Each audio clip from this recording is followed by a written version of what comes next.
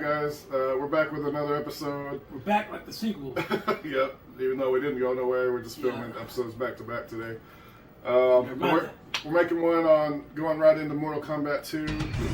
Mortal Kombat 2 was probably, it might be the most... It was the most memorable story of the era. For me, for one, Mortal Kombat 2 is my favorite of all the games, Mortal Kombat games, and for 2, just the way it happened for me or us, it was so memorable and impactful. I really think it's probably like the most impactful game to me in my life, really. Bow to me. It's the one that stuck out the most. Yeah, I really think it probably is. I mean, there's a lot of games I like and love, like I just talked about Chrono Trigger, that's up there too, but MK2, I really don't think anything beats it as far as being the most impactful.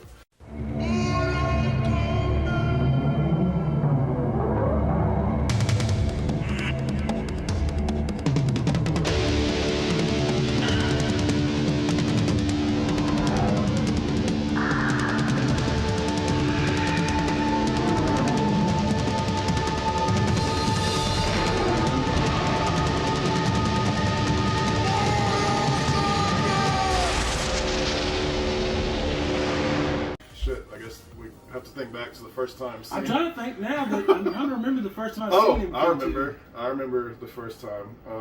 Again, to catch up to speed, we were hardcore. We're following part 1. Yeah. And then this was around 93, 94 because we got it at Home Systems in 94, but so it was coming. Yeah. Well, we're talking about the arcade though. Yeah. So it came out in 93. So I don't remember seeing anything in magazines saying MK2 was coming. Maybe they had announced it, but they didn't show any screenshots or nothing at all. Do it! Do it! I think that's what it was. They're like, we know it's coming, but we don't know nothing about it. We were following. Because MK1 was a big hit. We just did a video on that. If you haven't seen it, check that one out. Maybe go watch that before this one, whatever. I remember being in middle school, we were in shop class with that dude that was missing fingers. Every shop teacher always missing fingers and shit. Apparently you ain't good at your job, man. Yeah. We're making little wooden cars and shit. I remember that with a little C2 cartridge? Yeah, CO2. Yeah. And some random kid, I don't even remember who it was. The period was almost over. We're just going on about our day, and some random kid's like, "Hey, what do you think of Mortal Kombat 2? And I was like, what the fuck are you talking about? Rob got serious. You know you're a lying, low-life, motherfucking gambling degenerate prick. He did the movie style, grab the key by the collar, Batman style. What are you talking about? Don't kill me! Don't kill me, man! Finish him. I was immediately like in his face, like, tell me. I was like, what? Tell me what you know. Rob was hard. See, I wasn't there for this, but I hear things. Yeah. Rob was fucking went from a friendly bowl cut and fucking. Yeah. He took that shit serious. And at first I was like, nah, this kid's got to be lying. He's fluking. He's bullshitting. Yeah, so he's got to be lying because I'm such a I would have seen something about it. We're fanboys. He's like, Rob's like, nope, I know all the news. I was like, I just need to know where you played. He goes, just give me a location. Give me some. I need some fucking proof. Yeah, he said Cowtown. I think it's Cowtown Bowling Alley, the one in River Oaks. That repeats. We'll tell you that later, but yeah. He said it was there. I didn't really believe him, but he was saying some details that kind of made sense. I was like, holy fuck. I can't argue this. He knows stuff I don't know. Yeah, I was like, what the fuck? And he wasn't even a fan or nothing. You will die, mortal. It's like, this was like everything to me. This is like, I don't know, if fucking Jesus was at the bowling alley and you're like a Christian or something. Anyway, maybe that's a little hardcore. I think it was at the end of the day. I was ready to skip school because we skipped school. I was ready to literally. We was about our shit. I was ready to walk the fuck Hop out of school. on the city bus. Yeah, hop on the bus and get my ass to Cowtown. The bus went kind of close to it, but it was at the end of the day, so I waited the whole day out. And I'm wondering, I was like, man, is this kid lying? Like that was like the longest afternoon ever. After school ended, I begged my mom to take me to the bowling alley, and she was cool and she did it. So I remember walking in, and you could the arcade was right. Glass room. Yeah, the glass. You could see the arcade. You know, it's like a glass wall or whatever. Right when you walk in, and I fucking see it sitting there. This is truly amazing. Mortal Kombat, badass graphics on the side and everything. Raiden like this, come on in, bitch. Yeah. Yeah. It's like, holy fuck. So I'm like fucking... Rob had to absorb the information from the lie. into his eyes, and then the synapses were went to his brain and said Mortal Kombat 2. Rob couldn't get in that room fast enough. Yeah, I fucking ran in there, and I don't even think I had any money. I couldn't even really play it at first. I was like, fuck. The great tease. Yeah, I was like, fuck. So I just sit there watching it, and every now and then someone would come play it, and fucking, I just fucking sat there for a long ass time, just absorb. I was watching the fucking thing play over and over. Just trying to get some information. Again, you could buy the comic book and the CD and order it, and then I ended up doing that later. Later on, it came to ponchos. River Oaks and everywhere. Yeah, so I was blown away, and then of course, like the next time I fucking see Jason, I'm sure we were talking about it. I remember getting the little quarters and playing it, and I ended up doing a fatality, like just off. I thought, like, since I stumbled into a fatality, that there's so many fatalities now that you could just fucking, kind of figure them out, which was kind of the case. There's a lot more fatalities. I mean, they each had at least 2 fatalities. They had the friendship, the babality, in Mortal Kombat 2. There's a ton of secrets, even more. We were amazed that they had more than one pit. Yeah.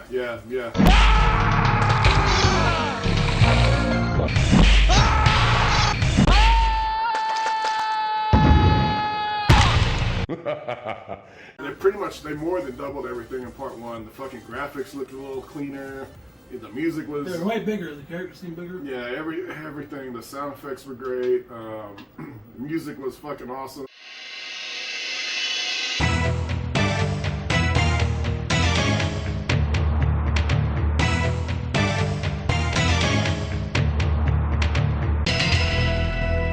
It was kind of different. It wasn't as Asian-y as the first one. It had its own feel, really. It kind of felt like an Outworld type of setting. I rule this world. They literally sold it. Like... Yeah.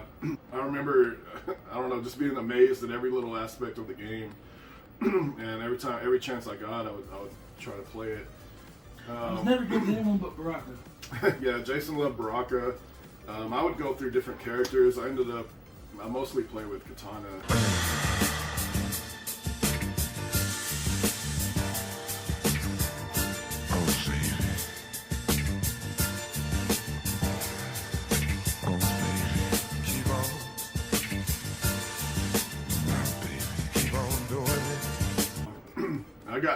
This was just, I thought about it day and night. I'm sure we both did.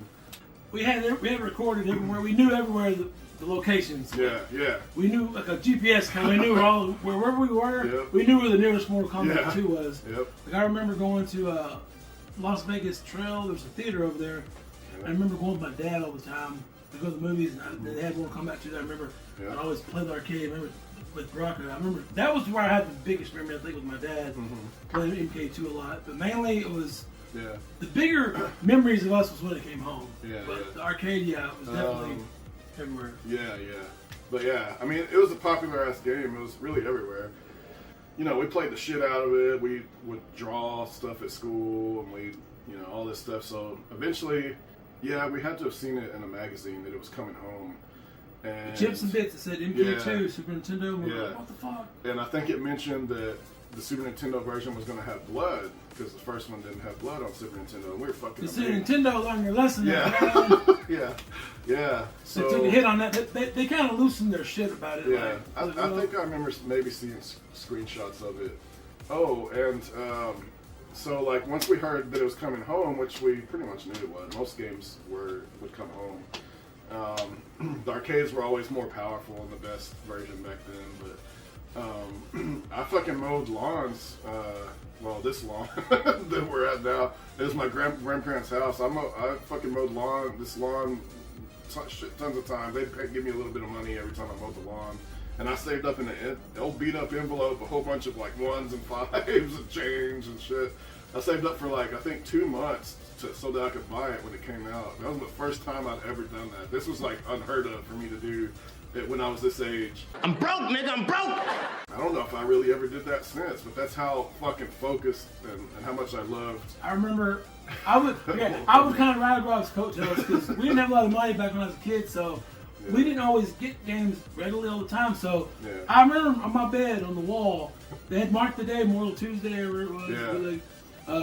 And I had like fucking 4 months. Like sitting in jail, man. Like I had it marked on the wall. Yeah, me too. Every fucking day. Yeah. I started marking until that fucking September hit. 2,000 years later. Motherfucker, man. And Cody would always beat us, like we said in the previous video. He'd always beat us with it. I was like, hell no, I'm gonna beat Cody on this one. Fucking, I gotta fucking. We have counted it. down the days. It drug Yeah. out forever. Yeah, I remember begging. I remember like begging my grandparents, hey, can I mow the lawn and will you give me a little bit of money each time that I do it? Because there's this game coming out in a couple months that I want to get, and the fucking thing is like $70, $80.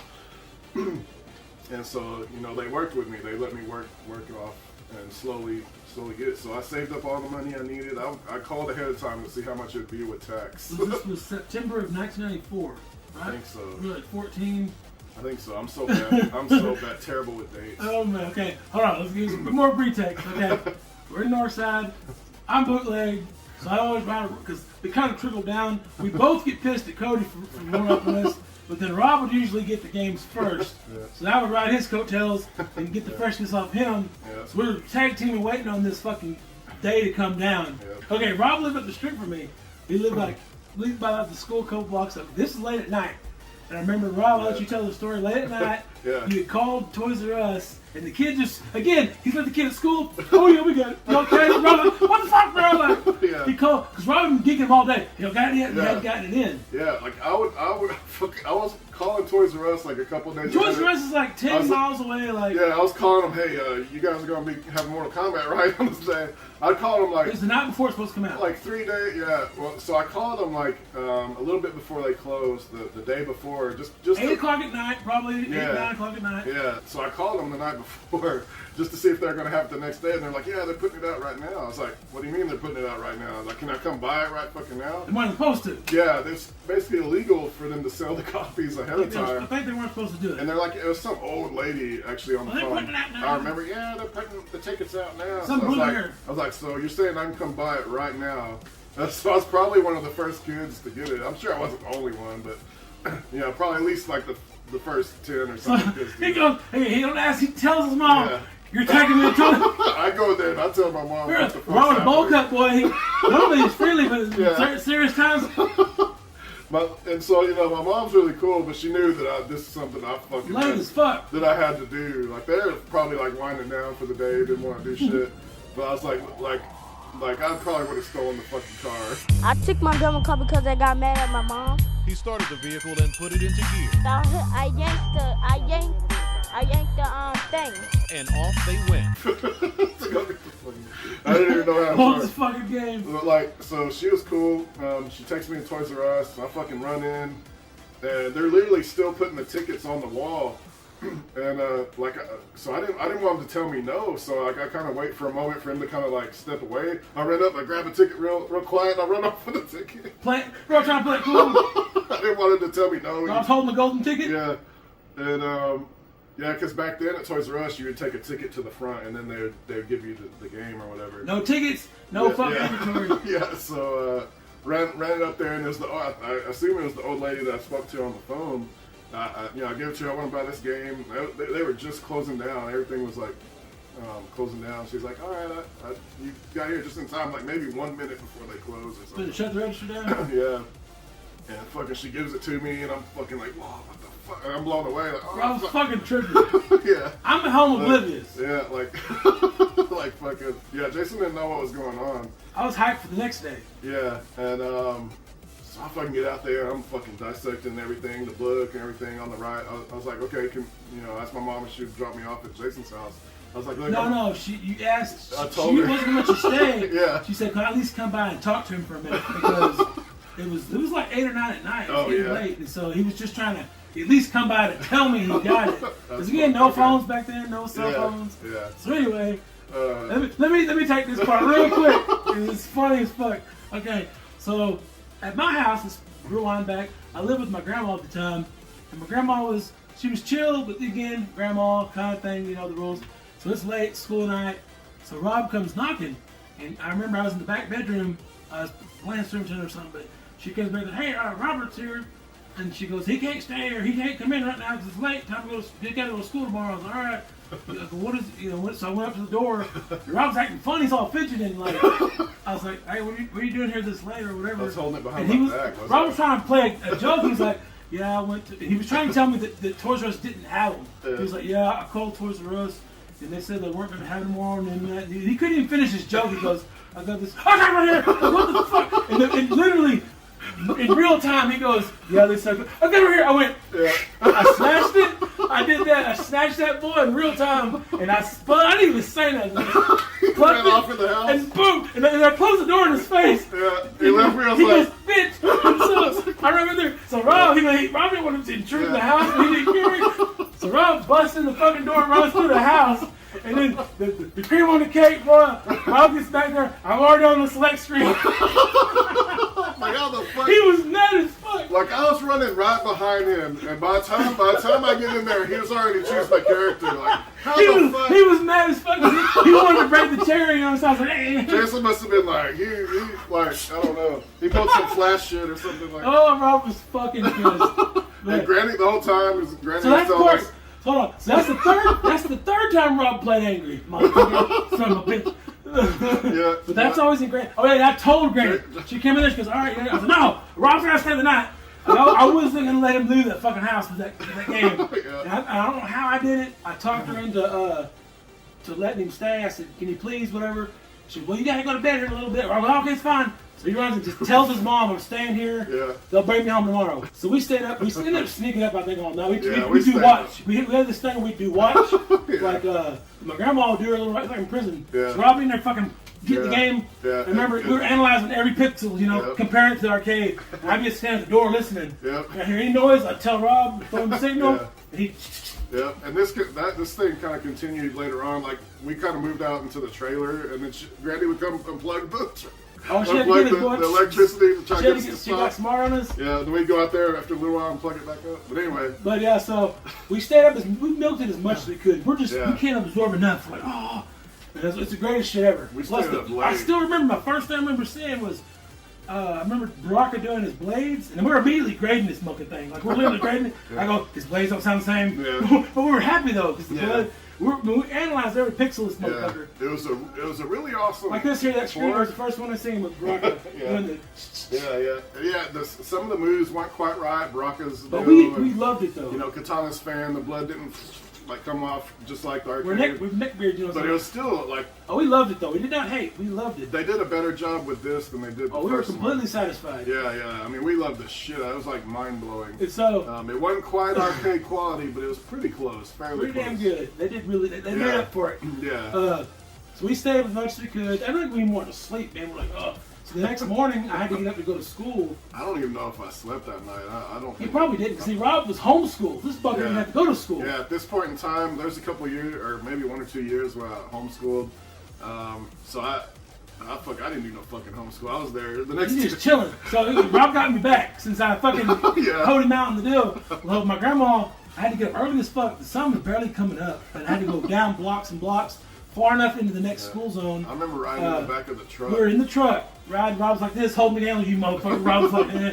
We get out there, and I'm getting out of the bus. I get on the bus stop, and he's like, so yeah, because I guess I'm going to play this Mortal Kombat. I was so fucking mad. Like, Rob got me. He fucking got me. I'm on the bus stop, and I'll never forget. It's burning my fucking brain. Watching that truck drive off, and Rob's in the back like this. All smiling. Watch him turn that corner. Motherfucker.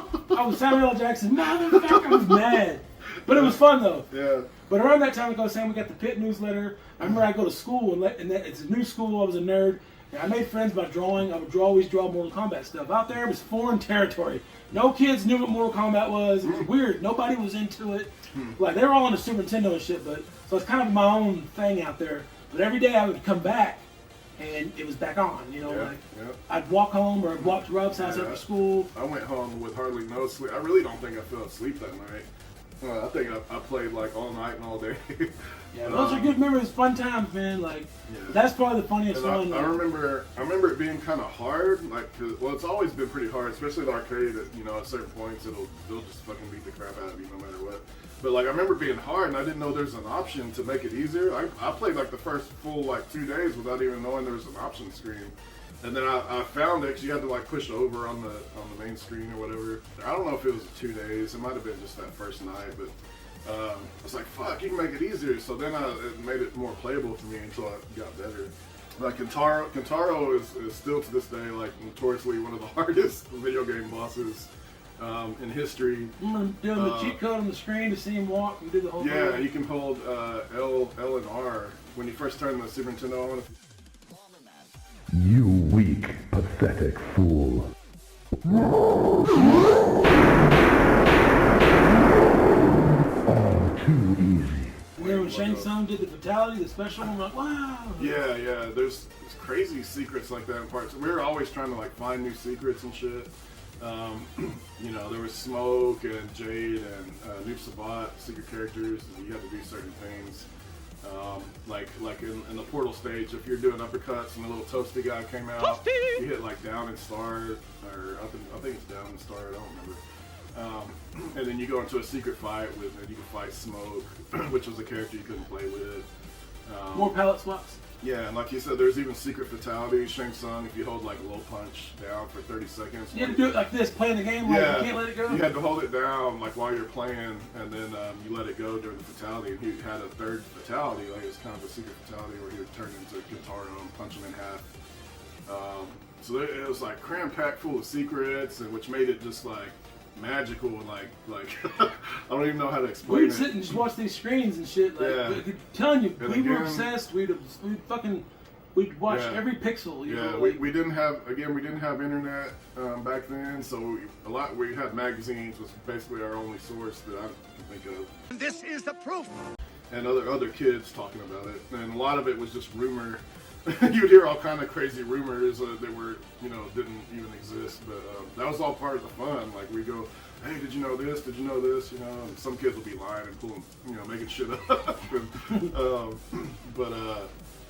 Yeah, part 2 was like just the memories of like how it went down with me and Jason, and like that night, like that's one of the most memorable nights of my life. I don't know why. We're always trolling each other. I guess I don't know. It just.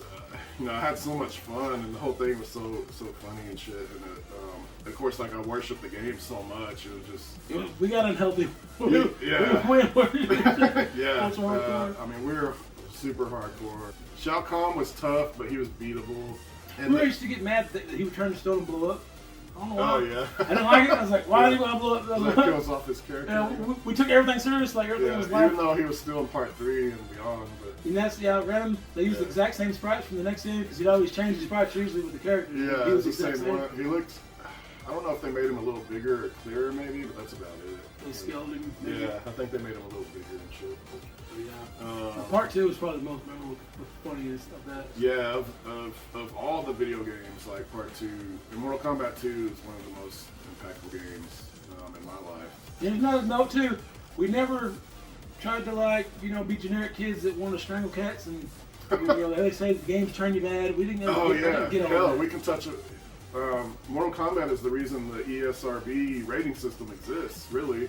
For those who have not seen these so-called games before, I want to show you what we're talking about. What you're about to see are scenes from 2 of the most violent new video games. First, we have Mortal Kombat, which is a martial arts contest involving digitized characters. We're going to show 2 versions of the game.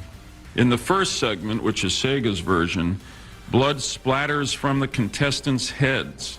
When a player wins, the so-called death sequence begins. The game narrator instructs the player to finish, and I quote, finish his opponent. The player may then choose a method of murder, ranging from ripping a heart out to pulling off the head of the opponent with spinal cord attached. The second version, made by Nintendo, leaves out the blood and decapitation, but as you will see, it is still a violent game.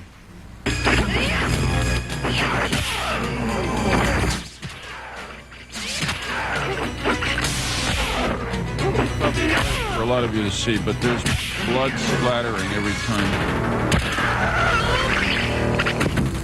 Kato wins. Flawless victory. Fatality. That a they see martial arts game, as some parents think is just too violent for their kids. Carol Lynn joins us live now from Northridge with more on that story. Carol? Here it is, Bob, behind me. It's called Mortal Kombat, and we're going to talk to Aaron Brandis here about the game. Aaron, how does it work? Well, basically, you pick a couple characters, you do maneuvers on the joysticks and buttons, you do moves, and then what are you trying to get to? Fatality? Nah, there's a master guy you got to beat at the end. Fatalities are just what happens if you're really brutal to your opponent.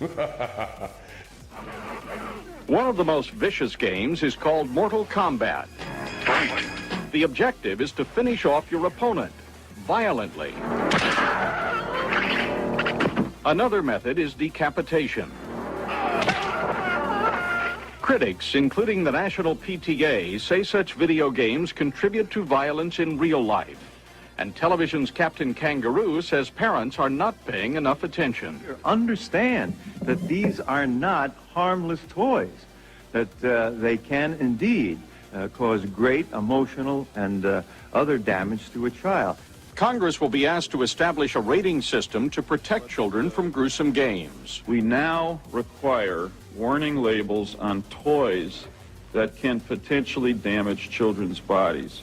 Why not do so on a toy that can damage their minds? You weak, pathetic fool. They ended up going with blood with Super Nintendo maybe because they had the rating. They said as long as you have the warning, Yeah. they said that's okay. Yeah, so that's probably what opened the doors for them to do that, I bet. Because that way I think they felt clear that, well, we warned you, so we can blame the parent. Yeah. If they bitch about the game, so well, why do you have the game? Yeah. You know, so why are they gonna bitch? So Nintendo was like, okay, fuck y'all, we got the warnings. We did our part. We gave you the fine print right in your face. I remember being in middle school and you'd see it on the news about the politicians, down in Mortal Kombat and how it's making kids violent and this and that. I'm like, it didn't. Never made us want to do anything out of the ordinary. I don't think we were the geeky kind of kids who got in the yard. Get over here. We never did none of that shit. Not really. I think we weren't that young to do that phase. Like. Yeah. But yeah, it didn't make us any more violent than we already were. Yeah. I mean, it's like with movies. Not that we were like real violent or anything. I'm just saying. That kind of shit never hit me like that. Like horror movies turned me into the weird kid. Like none of that stupid shit. We enjoyed it for what it was. Yeah. I seen it as don't taint. It's kind of hard to explain. Like don't taint what this is and make it ugly with that bullshit. Like we enjoy it for what it is. Like even if it's a horror movie cutting heads off or whatever, if there's it's its own fun thing. Like leave it alone. If like, there's kids out there murdering shit, the video games did not make them a fucking murderer. This is the most oldest, tiredest fucking conversation in video games that it just doesn't happen. Anyone saying that video games makes kids violent are usually like older people that. Bunch of bullshit. Yeah, I can kind of see their concern and what shit like that, but it's. And being a parent, you want to shield your kid from things. But from experience. Yeah. We didn't take that away. They didn't take that away. Nor did I know any of the hundreds of kids that played it that it made them any more violent. Like we lived it. We're there. A lot of the people that have a problem with it did not do this. They're going off hearsay from the outside. They don't have as much exposure as we have. That's just a classic thing, though. Hating on something you know nothing about. Yeah. You're going off hearsay. Well, this sucks because they say it sucks. You got to be fucked up in the head before the video games to go do that. Them kids would have probably done that whether the video games existed or not. But anyway, so yeah, Mortal Kombat 2 was just so fucking special. That I mean, it's gonna last me the rest of my life. I mean, I'll never forget it until I get Alzheimer's or something. But I'll probably be in the nursing home if I can talk about Mortal Kombat 2 or something. Yeah. Because it literally feels like something that's went with you through your whole life. Like having a friend or somebody. No, that sounds negative. What I mean is like your connection with something that you're used to being there. Like and it just trips you out that you can take it with you as you get older and it don't change. Like well, this ain't gonna change my feelings for you, Yeah, and it's kind of sad we had a healthier relationship with the game than with people. I mean, video games kind of raised me in a way. Like weird. But well, I don't know. Not to take away from like my mom or anything, but she was awesome. But it was our escape. I mean, we both grew up in a really bad area. It was just an escape. Yeah, I mean, where we were getting picked on. Jason a little more than me, but I got picked on too. But Jason got it really bad, and video games was like probably my only like real big escape. That, you know, it was something to enjoy in life versus all this like, shit. Yeah, versus all this stress and fucking despair that we were subject to. Social bullshit. Yeah, I mean I'm not gonna go into great detail, but both of our houses were really bad. I mean, really fucking bad. There was times where I didn't have electricity. I'm not gonna get into too deep, but I'm telling you, it was really fucking bad, like third world country. We didn't care though. Like, we had our shit. Yeah, as long as I had the fucking game, I was straight. I was cool. It kind of helped me. I don't know how many times I sat with a black and white bootleg ass TV on a milk crate and the bootleg little fork hookups in the back, like watching it in the middle of the fucking room, like playing with I think it was Mortal Kombat 2. I rented it, this and that, like whatever it was, like. I was happy, man. Like I remember with Mortal Kombat, my side of I never really owned the game. The games I owned, I'll tell a different story. But with Mortal Kombat 2, I remember Blockbuster. There was one in Lake Worth. I called this fucking Blockbuster. Kind of like when Robbie the Toys R Us, but I was trying to rent it. I just wanted to rent the motherfucker. I called these motherfuckers all fucking day, man. I was mad. Oh, it's checked out. It's sold out. It's checked out. It's checked out. Bitch. And then I remember same exact kind of story. It was Blockbuster. I don't know how late they stepped. It was getting closer than closing. I was almost upset, you know. I was like, man, I can't play this fucking game. I was mad. I don't get to play it. And I called him, and the guy goes, oh, some dude just brought one back. I go, get the fuck out. I begged my grandma. I was like, hey, can you please take me to Blockbuster out here in Lake Worth? And I don't remember by the whatever. I had the money. I don't know how much it was. Back then, it was more money. It was like, what, $6 or $7 maybe during the game? Yeah, I think Back so. then, shit was more expensive. Yeah. But anyway, she finally agreed to take me out there. I couldn't wait, you know. But that motherfucker, and I got that fucking game, and I was kind of playing around. Home dad playing, I found this motherfucker. I remember sitting there literally on a can. I sit on a little can and a milk crate, and I was playing Mortal Kombat 2. Like, I was happy, bro. Like, no matter what's going on, like, I was zoned the fuck out. Yeah, all this other shit just faded away. Whether that was good or bad, like, but it got us.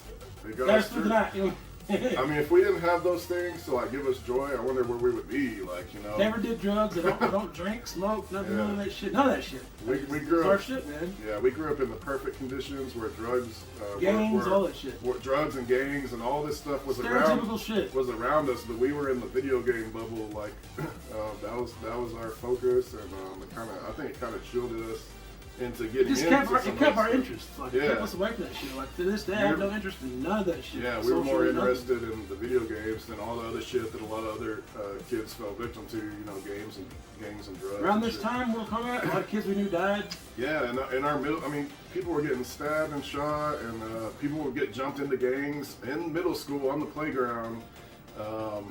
And there's one story that I tell. I don't know if you remember. There's this girl in middle school. She got pregnant, and I remember I didn't see it go down, but I heard that she got jumped on the bus and like lost her kid or something. And that just always like stuck with me. That's the kind of middle school we went to. We stayed out of all that. We tried to. We tried to. I really think video games really kind of saved us in a lot of ways. You know, from that stuff, but. Because we could have easily been drug addicts or in prison or something. And Mortal Kombat was just, you know, up there as one of the main games that helped us, I think. So I guess that's all we got. We rambled enough, part 2. Yeah. But we're not done. Yeah. We're going to talk about part 3 next, Mortal Kombat 3. Well, see you next episode. Rob and Evil Show. Peace out. Like, subscribe, all that bullshit. Yep, like, subscribe. Whatever, we don't care. Send me pictures of your nipples.